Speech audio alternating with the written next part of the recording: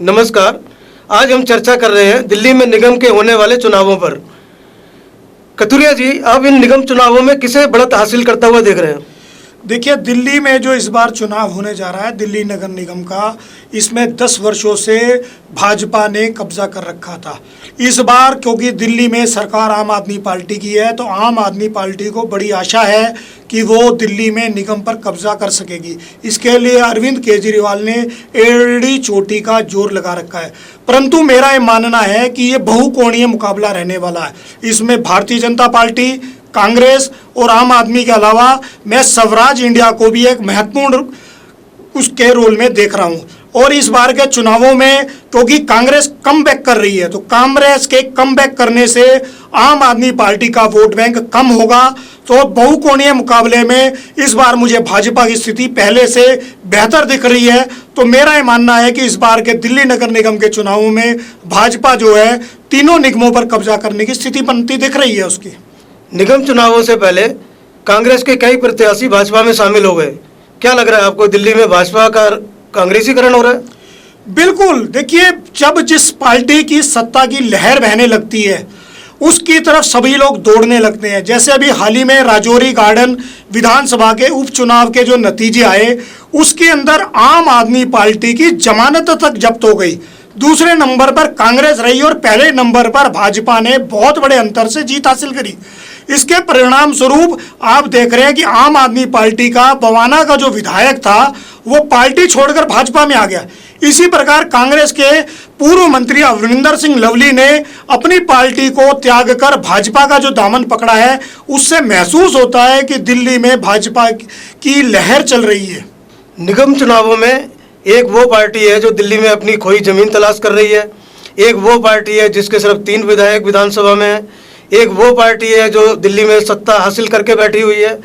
कैसा लगता है आपको कि कौन अपना प्रभाव ज़्यादा अधिक जमा पाएगा?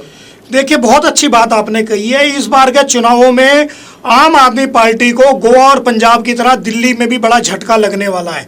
आम आदमी पार्टी जो आशा कर रही थी, उस आशा के विपरीत दिल्ली की जनता उससे बहुत ज़्यादा नाराज है और उस नाराजगी का इजहार उन्होंने राजौरी गार्डन उपचुनाव में भी कर दिया है।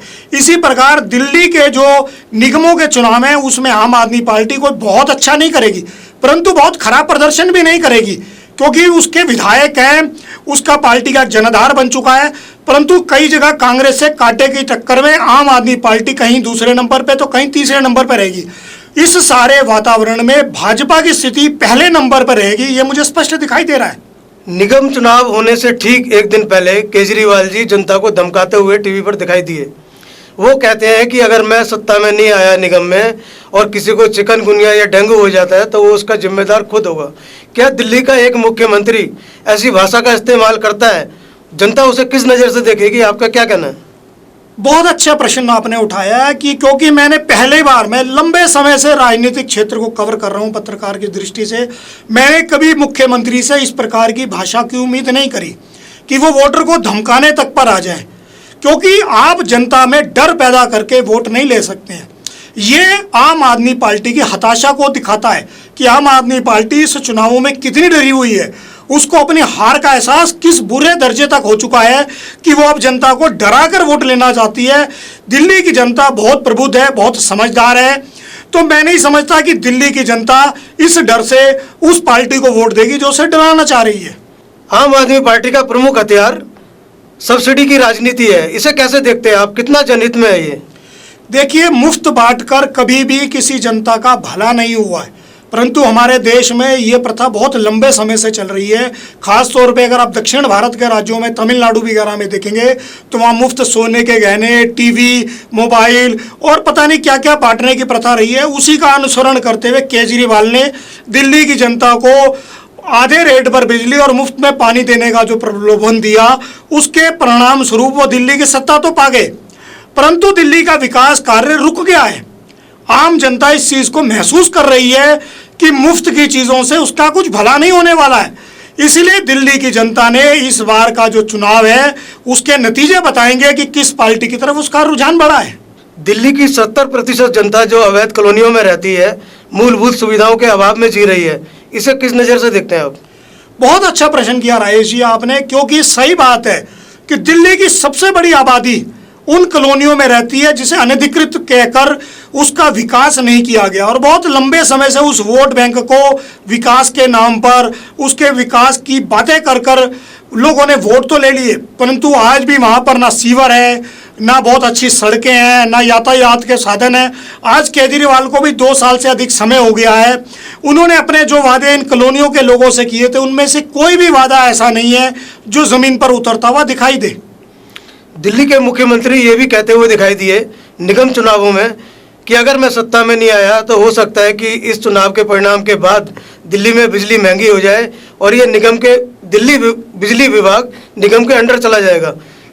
क्या ये दिल्ली की जनता को गुमराह करने वाली बात नहीं है? देखिए, आम आदमी पार्टी झूठ बोलकर ही बातें करती रही है।